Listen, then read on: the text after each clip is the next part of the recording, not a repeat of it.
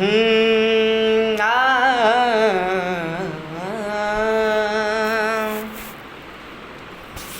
ओ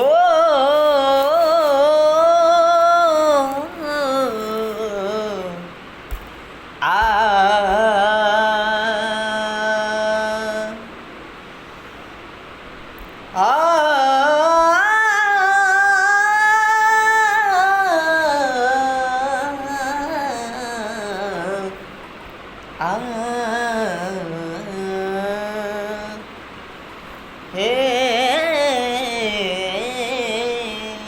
राजा जी, नैन छुरी से कटारी हो गई, नैन छुरी से कटारी हो गई, रूप के दुनिया पुजारी हो गई, केहू जब आके नजरिया में बस जाई तब बुझियो कि प्रेम के बीमारी हो गई, कि गोरिया चांद के जोरिया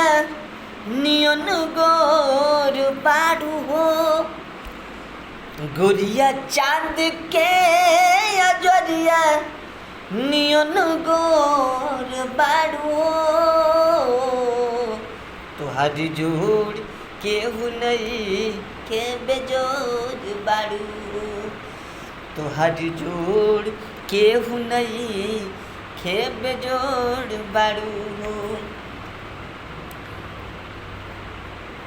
गोरिया चांद के जोरिया नियन गोर बारू हो, तुहारी जोड़ केहू नहीं खे बेजोड़ बारू, तुहारी जोड़ केहू नहीं खे तू बेजोड़ बारू, तुहारी जोड़ केहू नहीं खे तू बेजोड़ बारू।